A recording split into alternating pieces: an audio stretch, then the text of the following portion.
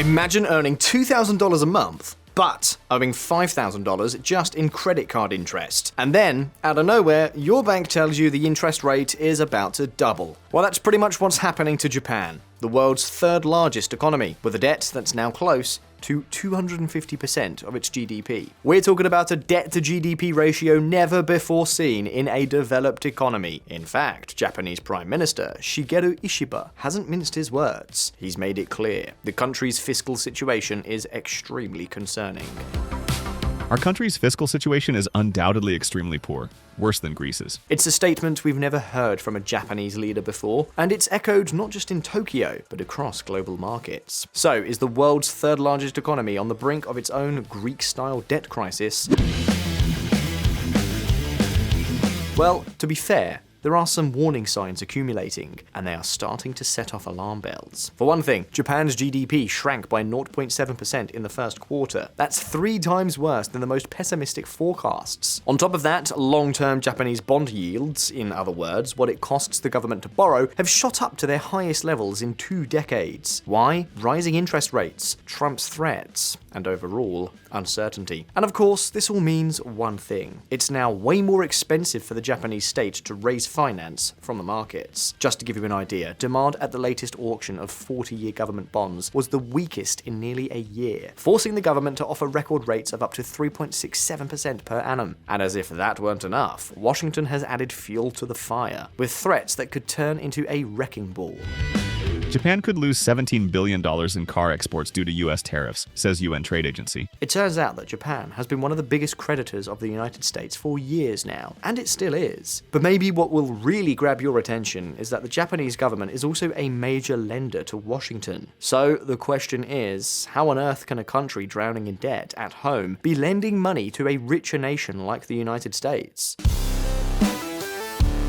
The rest of the world isn't exactly stable either, so finding ways to work smarter and stay ahead is more important than ever. That's where chatllm.abacus.ai comes in, an all-in-one platform where all the top AI models live in one place. No more jumping between tools or wondering which one to use. You get access to the best of the best: GPT 4.1, GPT-4 Mini, Claude Sonnet 4, Gemini 2.5 Pro, DeepSeek, Grok 3, and plenty more. What makes it even better? Root LLM automatically picks the most suitable model for your prompt, so you always get the best results without the guesswork. And it's not just text. You can generate images, videos, documents, and presentations, all with simple prompts. Want your content to sound more natural? Their Humanize feature makes AI writing sound way more human and can even bypass AI detectors. If you're into coding, there's also Code LLM, a built-in VS Code style editor for devs. And here's the star of the show, Deep Agent, an advanced AI agent that can build full websites, apps, chatbots, research reports, and more. All of this just $10 a month. Way more affordable than juggling multiple subscriptions. Check it out at chatllm.abacus.ai or click the link in the description. Definitely worth a try. And now, back to our topic. Well, here's the thing. This is all part of a financial strategy that Japan has followed for decades, a strategy that may now be falling apart. And to really explain how this works, let me give you some facts. According to US Treasury figures from May this year, the Japanese hold about $1.13 trillion in US bonds. That's almost a quarter of Japan's own GDP, and it makes them the #1 foreign lender to the US economy, ahead of even China. And as I was saying a moment ago, the fact that Japan has become Washington's largest foreign creditor is no coincidence. It was the result of 2 very specific circumstances. First, a carefully planned strategy by the Bank of Japan. Since the 1980s, they've been recycling the country's current account surpluses this way. So what does this mean exactly? Well, when Japanese companies export cars or chips or whatever, they get paid in dollars. Then those exporters exchange their dollars for yen through the financial system. And here's where the Bank of Japan strategy comes in. The central bank scoops up these dollars in exchange for yen. And instead of just sitting on the cash, they invest it in safe assets, like US Treasury bonds. Basically, they buy bonds with those dollars and earn interest, knowing they'll get their money back down the line. It's a standard way to hold international reserves. It's safe and liquid. That is the first part of the scheme. The other part is about private investors.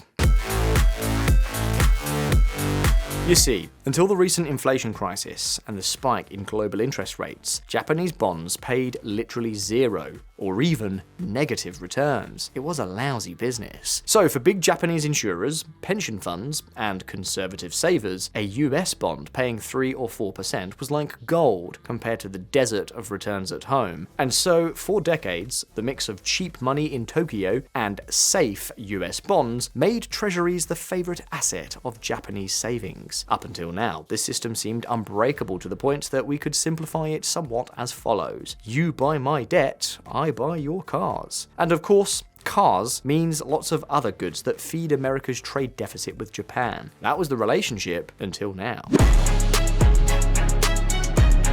And if you follow Visualeconomik, you know that with Trump back in the White House, everything can suddenly be thrown up in the air. And this brings us to Japan's internal problem. Remember how I said a moment ago that Japan is now paying more and more to finance itself? But that's not all. The value of the yen is in free fall, and it now takes more and more yen to buy a single dollar. That's fueling inflation and eating away at Japanese savings. So the key question is, how do you normally fix this kind of problem? The simplest, most direct way is to raise interest rates. The problem is that in this case, that would make it even more expensive for the Japanese government to borrow, pushing the country toward a debt crisis and probably into a deep recession at the same time. The second option to stabilize the yen would be for Tokyo to buy up yen on the market using dollars. To do that, Tokyo would need to sell off US bonds, get those dollars back, and then use them to buy back yen and strengthen its value. A solution that would hit the stability of US debt directly, and in fact, they've already started doing just that. Japan has confirmed that it stepped into the foreign exchange market to support its currency against the dollar, reporting it bought $62.2 billion during the 5-week period between April 26th and May 29th. For the moment, the amounts are small compared to the US bonds they hold, but this type of move sends out a warning to all concerned. If things get worse, we will be looking to US debt to save us. In other words, what we're starting to see is the real risk that one of the world's biggest debt buyers will start to falter. And if that happens, US bond yields could rise sharply, pulling European interest rates higher right along with them. Japan's Kato says U.S. Treasury holdings could be negotiation card. So of course, with all this going on, here on Visualeconomik, we started asking a few serious questions. How on earth did Japan end up in this situation? What went wrong in a country that, for decades, was the symbol of endless growth and success? How much of this could spill over and affect the United States? And maybe the most important question of all, will Japan's financial crisis end up reaching all of us? Well, stay tuned, because today we're going to break down one of the biggest financial time bombs of the 21st century, a crisis that might be brewing right in the heart of the land of the rising sun, and one that could even turn the world's stock markets upside down. Let's dive in. From Abenomics to a Shiba shock. To understand the current mess, we have to go back a few years. During the Shinzo Abe era, between 2012 and 2020, the well-known Abenomics was implemented, a policy of massive stimulus, government spending hand over fist, interest rates at zero or negative, and the Bank of Japan printing yen like there was no tomorrow. The result? Japan got out of deflation, yes, but in exchange for inflating a colossal debt and getting used to practically free money. For a long time, this didn't really seem like a serious problem. Japan could finance itself almost for free, thanks to the fact that most of its bonds were held by local savers, and because the Bank of Japan itself was hoovering up public debt like a kind of monetary Pac-Man. But suddenly, everything changed. By the end of 2024, with the global economy rocked by post-pandemic inflation, the war in Ukraine, and rising interest rates in the US and Europe, Japan found itself caught in a real bind. Veteran leader Fumio Kishida stepped aside, making a way for Shigeru Ishiba, a politician known, somewhat ironically, as a real fiscal hawk. He came to power promising to get the country's public finances back under control. And with his arrival came what the media quickly dubbed the Ishiba shock, a brief drop in the Tokyo stock market, and expectations of a radical shift in Japan's fiscal policy. Basically, it marked the end of the free-for-all known as Abenomics. For the first time in decades, the Bank of Japan started to lift its foot off the monetary accelerator. In 2023, it scrapped negative interest rates and has been gradually raising them, now up to 0.5%. Sure, that might sound laughably low in other parts of the world, but for Japan, it's a major shift. Not only that, but the central bank has also reduced its bond purchases massively, which in itself has pushed up interest rates on government bonds. And this has had an immediate effect. It has become more and more expensive for the state to finance itself. What's more, according to the International Monetary Fund, almost a quarter of Japan's initial budget in 2025 will be spent on interest payments and debt repayments alone. In other words, a quarter of the entire public spending pie will go directly to creditors, while at the same time, spending is soaring due to another, even more serious problem. Today, 1 in 3 Japanese citizens is over 65 years old. What does this mean? Fewer workers, less consumption, less tax revenue, and at the same time, more spending on pensions, healthcare, and social assistance. In short, less income and more structural expenditure. And not only that, for decades, the country has been suffering from a plummeting birth rate, which means that there are fewer and fewer young people to support this huge and ever-increasing mountain of pensioners. Basically, Japan's tax system simply cannot cope. And of course, when you spend years plugging the gap by piling on debt, at some point, the rope starts to fray. That's not even the worst part. The real trouble begins when the economy stalls. And as we said earlier, in the first quarter it shrank by 0.7%, more than triple what even the pessimists were expecting. And naturally, with all the threats and uncertainty stirred up by Trump, it's no surprise that alarm bells are starting to ring. And still, that's not all. Check this out.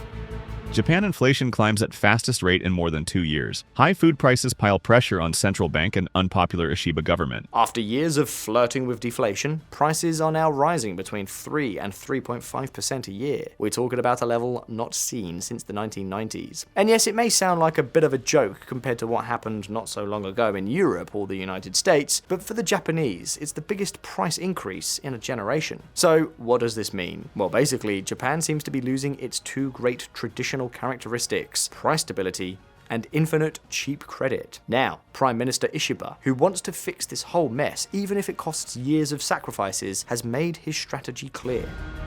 Japan's Ishiba rules out tax cuts funded by debt issuance. Ishiba doesn't want to cut taxes at the cost of piling on even more debt, and his position seems clear. With interest rates rising and debt already through the roof, issuing more bonds to lower taxes would just be throwing gasoline on the fire.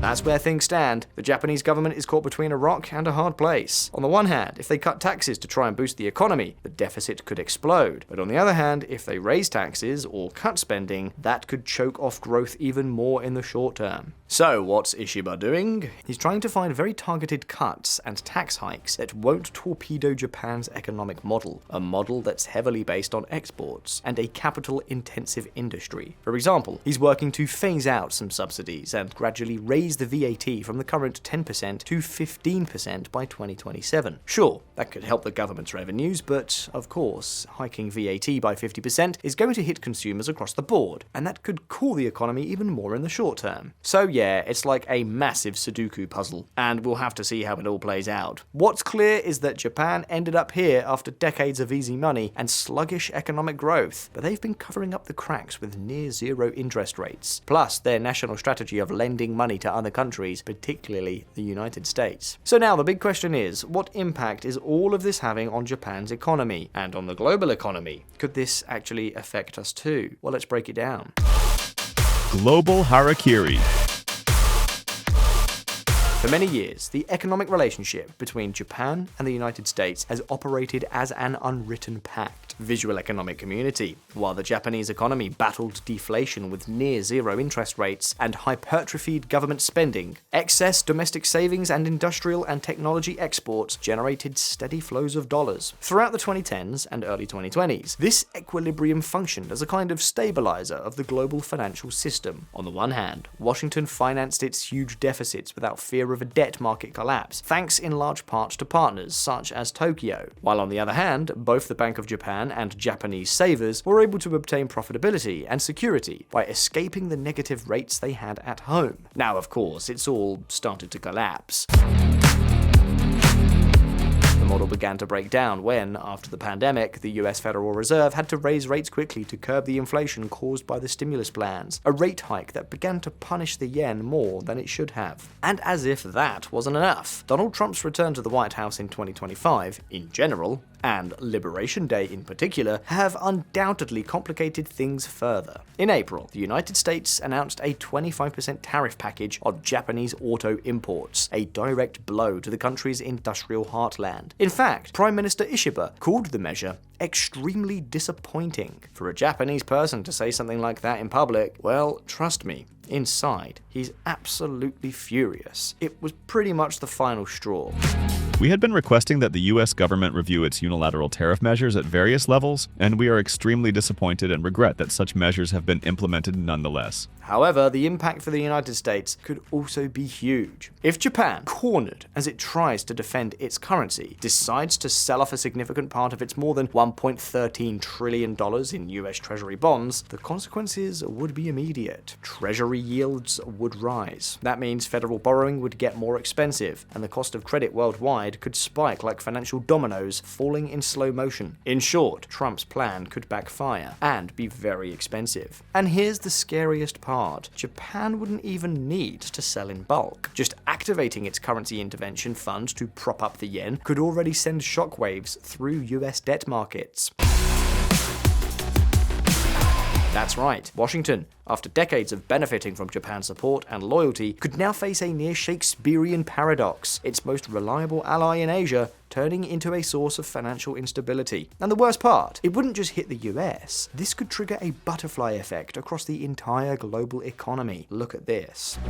Japan's rising long-term debt costs ripple around the world. Sharp climb in Tokyo's bond yields has potential to push up borrowing costs elsewhere. To start with, sovereign debt markets could find themselves in really murky waters. Very murky. And what's more, if interest rates in Japan keep rising, we could see a massive wave of capital repatriation. Japanese funds that have spent years chasing returns in European and US bonds would rush back home. We're talking about a potential capital flight that could hit hard in highly indebted countries like Italy, France, or even the UK. That would mean risk premiums shooting up, and borrowing costs for these countries soaring. It remains to be seen how events unfold. Until then, the questions are for you. Do you think Japan will manage to get through this crossroads without falling into a financial abyss? Can the land of the rising sun reinvent itself? Or is it headed for a Greek-style fate, as its prime minister warns? Could this be the country that unleashes the big global debt crisis so many economists have been warning about? Let us know what you think down in the comments, and let's start a debate. And of course, if you enjoyed this video, please hit the like button and subscribe to Visualeconomik if you haven't already done so. Thank you so very much for watching. All the best. I'll see you next time.